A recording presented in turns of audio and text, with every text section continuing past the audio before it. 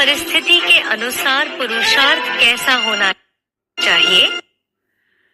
இங்க கேள்வி கேட்டிருக்காங்க, நிகழ்காலத்தில் நடக்கக்கூடிய பிரச்சனைகளினுடைய அனுசாரமாக வாயுமண்டலத்தினுடைய அனுசாரமாக நம்மளுடைய புருஷார்த்தம் எப்படி இருக்க வேண்டும்?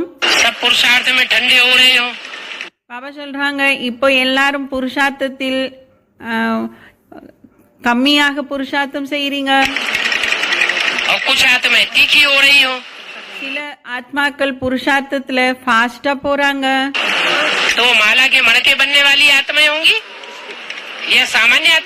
பாபா கேக்குறாங்க, யாரெல்லாம் ஃபாஸ்டா புருஷார்த்தத்துல போறாங்களோ அவங்க மாலையினுடைய மணியில வரக்கூடியவங்களாக இருப்பாங்களா, இல்லை என்றால் சாதாரணமான ஆத்மாக்களாக இருப்பாங்களா?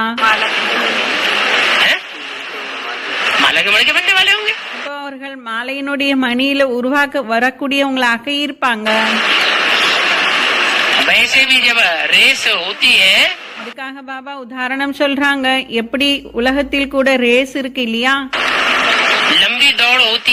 இல்லைன்னா நீளமான ஓட்ட பந்தயம் என்பது இருக்கும். ஓடக்கூடியவர்களுக்கு இந்த பிராக்டிஸ் இருக்கும். எப்படி ஓடுவாங்கன்னா முதலில் மெதுவாக ஓடிக்கொண்டிருப்பாங்க, ஆனால் கடைசியில் அப்படி வேகமாக ஓட ஆரம்பிச்சிடுவாங்க. பிறகு நம்பரை எடுத்துப்பாங்க. அப்ப சொல்றாங்க, எப்பொழுது சத்தோ பிரதானமான ஸ்டேஜ் இருக்குமோ பாபா के प्रति सरेंडर हो जाते हैं. அப்போ அந்த சமயத்திலேயே அவர்கள் பாபாவின் மீது சரண்டர் ஆயிடுவாங்க. और फिर धीरे धीरे तमो प्रधान बनते हैं. अनेक பிறகு மெதுவாக எப்போ தமோ பிரதானமாக ஆகிக்கொண்டே போகுவாங்களோ संघ के रंग में आकर மற்றவர்களுடைய சங்குக்காரங்களை வந்து तो बाप को धोखा दे देते हैं. அப்போ தந்தைக்கு கூட ஏமாற்றத்தை கொடுத்துடுவாங்க.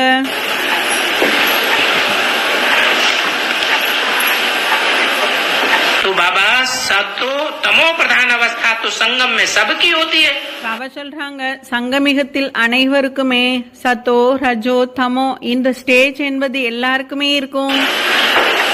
किसी की पहले होती है, சிலருக்கு முதலில் இருக்கும், और किसी की बाद में होती है, சிலருக்கு பிறகு இருக்கும்.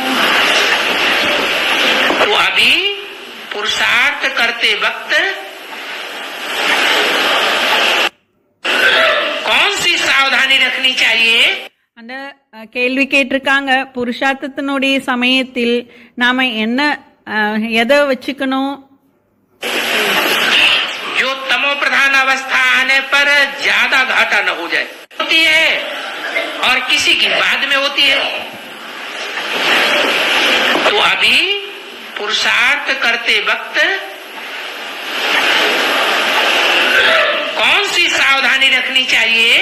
அதான் கேள்வி கேட்டிருக்காங்க, புருஷார்த்தத்தினுடைய சமயத்தில் என்ன எச்சரிக்கையை நாம் எடுத்துக்கணும், எதன் மீது நாம் கவனம் கொடுக்கணும்? जो तमो प्रधान अवस्था आने पर ज्यादा घाटा न हो जाए. நம்மளுடைய ஸ்டேஜ் தமோ பிரதானத்தில் வந்தாலும் அதே சமயத்தில் நமக்கு அதிகமாக நஷ்டம் என்பது ஏற்படக்கூடாது.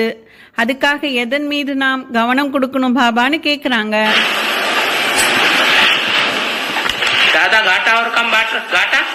பாபா கேக்குறாங்க, அதிகமான நஷ்டம் என்பது அதிக நஷ்டம் ஏற்படுது அப்படின்னு எதை பார்த்து நம்ம தெரிஞ்சுக்கலாம்?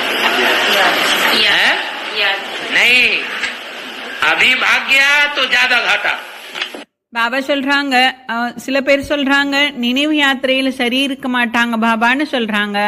பாபா சொல்றாங்க, அப்படி இல்ல, இப்பவே யாரு பாபா கிட்ட இருந்து வெளியில ஓடி போயிடுறாங்களோ அவங்களுக்கு ரொம்ப நஷ்டம் ஏற்பட்டுடும்.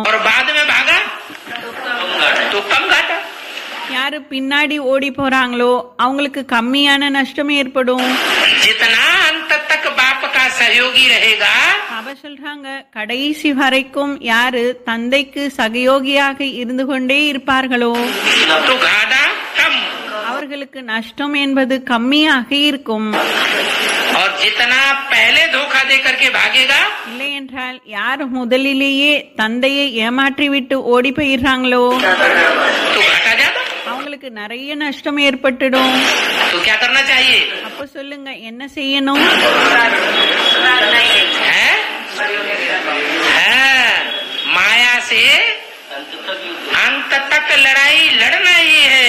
பாபா சொல்றாங்க அப்ப அதுக்கு என்ன செய்யணும்னா மாயாவோடு கடைசி வரைக்கும் யுத்தம் செய்து கொண்டே இருக்கணும். क्या उस युद्ध में भी क्या समझते हैं?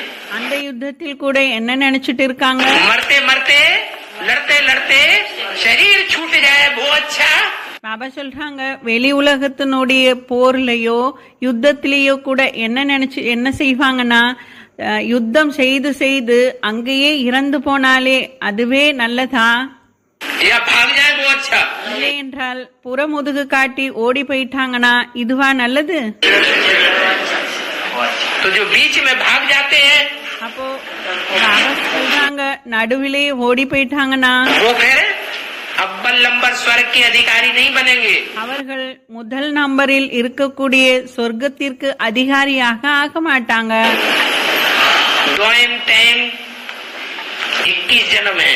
பாபா சொல்றாங்க ரெண்டாவதோ மூன்றாவதோ இப்படி 21 ஜென்மங்கள் இருக்கின்றன. पता नहीं कहाँ के अधिकारी बने जाके. அப்போ தெரியாது எங்க வந்து அதிகாரியாக ஆகுவாங்கன்னு. इसलिए अंत तक युद्ध करना ही है. அதனால்தான் பாபா சொல்றாங்க கடைசி வரைக்கும் யுத்தம் செய்து கொண்டே இருக்கணும் தான். बहुत अच्छी बात.